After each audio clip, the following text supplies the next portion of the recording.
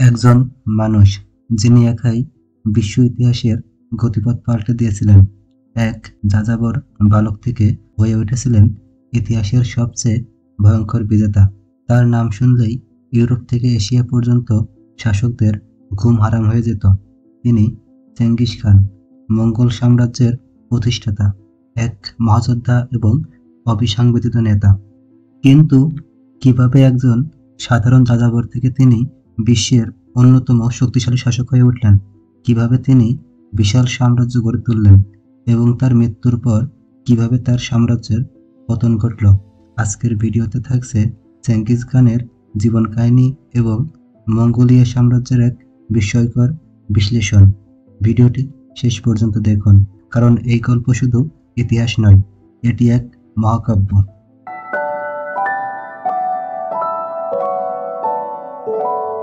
এই ভিডিওতে আজ আমরা তিনটি বিষয় নিয়ে আলোচনা করব। এক, চেঙ্গিস খানের উত্থান। দুই, মঙ্গোলিয়া সাম্রাজ্যের উত্থান ও পতন। তিন, মঙ্গোলিয়া সাম্রাজ্য ও মঙ্গোলিয়া দেশের মধ্যে পার্থক্য। মঙ্গোলিয়া দেশ বলতে মূলত আজকের মঙ্গোলিয়া প্রজাতন্ত্র বা মঙ্গোলিয়া রিপাবলিককে বোঝানো হয়, যা পূর্ব ও মধ্য এশিয়ার একটি স্বাধীন দেশ। এর রাজধানী উলানবাটর এবং দেশটির জনসংখ্যা প্রায় 34 লক্ষ বা 3.4 মিলিয়ন। বর্তমানে মঙ্গোলিয়া শব্দটি দুটি প্রধান অঞ্চলে ব্যবহৃত হয়। এক, স্বাধীন মঙ্গোলিয়া। এটি একটি সার্বভৌম রাষ্ট্র যা 1911 সালে চীন থেকে স্বাধীনতা লাভ করে এবং 1924 সালে মঙ্গোলিয়ান পিপলস রিপাবলিক প্রতিষ্ঠিত হয়। দুই, অভ্যন্তরীণ মঙ্গোলিয়া। এটি চীনের একটি স্বায়ত্তশাসিত অঞ্চল যেখানে মঙ্গোল জাতিগোষ্ঠীর একটি বড় অংশ বাস করে। তবে এটি স্বাধীন মঙ্গোলিয়ার অংশ নয়, এটি চীনের অংশ। তবে ঐতিহাসিকভাবে মঙ্গোলিয়া বলতে শুধু বর্তমান মঙ্গোলিয়াকে বোঝানো হয় না। চেঙ্গিস খানের সময়ে এটি বিশাল মঙ্গল সাম্রাজ্যের কেন্দ্র ছিল, যা চীন, রাশিয়া, মধ্য এশিয়া এবং ইউরোপের বিশাল অংশ জুড়ে বিস্তৃত ছিল। তাহলে আপনি যদি আজকের মানচিত্র অনুযায়ী মঙ্গোলিয়া বলেন, তাহলে সেটি স্বাধীন মঙ্গোলিয়া প্রজাতন্ত্রকেই বোঝাবে। কিন্তু ঐতিহাসিক দৃষ্টিকোণ থেকে এটি চেঙ্গিস খানের বিশাল সাম্রাজ্যের একটি গুরুত্বপূর্ণ অংশ বা রাজধানী ছিল, যেখানে থেকে চেঙ্গিস খান তার সাম্রাজ্য পরিচালনা করত। আর যদি মঙ্গল সাম্রাজ্য বলতে চান, তাহলে চলে যেতে হবে 1300-1400 শতাব্দীতে। মঙ্গল সাম্রাজ্য 1300 ও 1400 শতাব্দীতে ইতিহাসের বৃহত্তম স্থল সাম্রাজ্য হিসেবে প্রতিষ্ঠিত হয়েছিল, যা এশিয়া ও ইউরোপের বিশাল অংশ জুড়ে বিস্তৃত ছিল। তবে আজকের দিনে মঙ্গল সাম্রাজ্যের কোনো অস্তিত্ব নাই। এর পতনের পর বিভিন্ন অংশে বিভক্ত হয়ে বিভিন্ন জাতি ও রাষ্ট্রের উদ্ভব হয়। বর্তমানে মঙ্গোলিয়ার জনগণ তাদের ঐতিহ্য ও সংস্কৃতি সংরক্ষণ করে চলেছে। তারা তাদের ইতিহাসের গৌরবময় অধ্যায়কে স্মরণ করে এবং চেঙ্গিস খানের মতো নেতার উত্তরাধিকার বহন করে। মঙ্গোলিয়ার রাজধানী উলানবাটরে চেঙ্গিস খানের বিশাল মূর্তি স্থাপন করা হয়েছে, যা পর্যটকদের আকর্ষণ করে। মঙ্গোলিয়ার অর্থনীতি প্রধানত খনিজ সম্পদ, পশুপালন ও টুরিস্টের উপর নির্ভর করে। দেশটি সাম্প্রতিক বছরগুলোতে অর্থনৈতিক উন্নয়নের দিকে মনোনিবেশ করেছে এবং আন্তর্জাতিক সম্পর্ক উন্নত করতে কাজ করছে, বিশেষ করে চীনের সঙ্গে এবং রাশিয়ার সঙ্গে। সার্বিকভাবে মঙ্গোলিয়া সাম্রাজ্যের উত্তরাধিকার আজকের মঙ্গোলিয়ার সংস্কৃতি, ঐতিহ্য ও জাতীয় পরিচয়ে প্রতিফলিত হয়, যদিও সেই বিশাল সাম্রাজ্য এখন শুধুমাত্র ইতিহাসের একটি অংশ। এখন আমরা দেখব কিভাবে চেঙ্গিস খানের উত্থান হয়েছিল এবং বিশাল মঙ্গোলিয়া সাম্রাজ্যের বিস্তার হয়েছিল। চেঙ্গিস খানের প্রকৃত নাম ছিল তেমুজিন। তিনি জন্মগ্রহণ করেন 1162 সালে মঙ্গোলিয়ার বর্জিগিন গোত্রে। তার বাবা ছিলেন বাগাতুর খান, এক শক্তিশালী গোত্র প্রধান, কিন্তু প্রতিদ্বন্দ্বী গোত্রের ষড়যন্ত্রে তিনি নিহত হন এবং মাত্র 9 বছর বয়সে তেমুজিন বা চেঙ্গিস খান তার পরিবার সহ সমাজচ্যুত হন। মঙ্গলদের জীবন ছিল খুবই কঠিন। বরফের দেশ, খাবারের অভাব, প্রতিনিয়ত গোত্রগুলোর মধ্যে যুদ্ধ।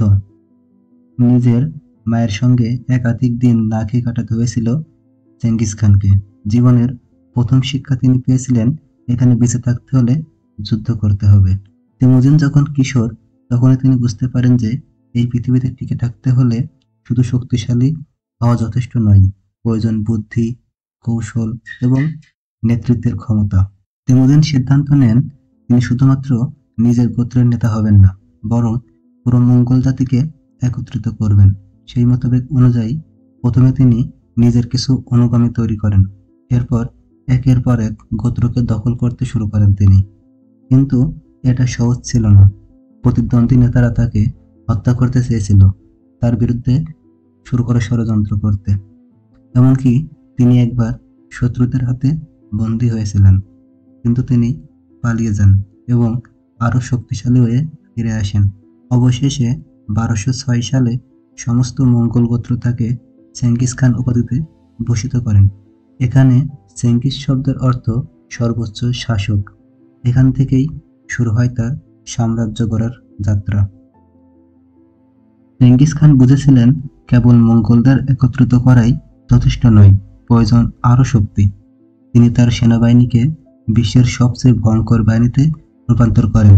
তাদের যুদ্ধকৌশল এতটাই নিখুঁত ছিল যে তারা কয়েক ঘন্টার মধ্যেই বিশাল শহর দখল করতে পারত। প্রথমে তিনি চীন আক্রমণ করেন এবং চীন সাম্রাজ্যকে পরাজিত করেন। এরপর মধ্য এশিয়া, পারস্য, আফগানিস্তান এবং রাশিয়ার বিশাল অংশ দখল করে নেন। তার বাহিনী ইউরোপের দোরগোড়ায় পৌঁছে গিয়েছিল। কল্পকথা রয়েছে, যখন মঙ্গল বাহিনী ধেয়ে আসত, তখন শহরের মানুষেরা ভয়ে পালিয়ে যেত। কিন্তু চেঙ্গিস খান শুধু যুদ্ধবাজ ছিলেন না, তিনি ছিলেন কৌশলী শাসক। তিনি প্রশাসনিক কাঠামো তৈরি করেন, ব্যবসার উন্নতি করেন এবং আইন প্রবর্তন করেন, যা যশা নামে পরিচিত। কথিত আছে, চেঙ্গিস খান তার মেয়েদের বিভিন্ন শক্তিশালী গোত্র প্রধানের সাথে বিয়ে দিতেন। এর ফলে অন্য সব গোত্র তার অধীনস্থ হয়ে যায় এবং তার মিত্র বাড়তে থাকে।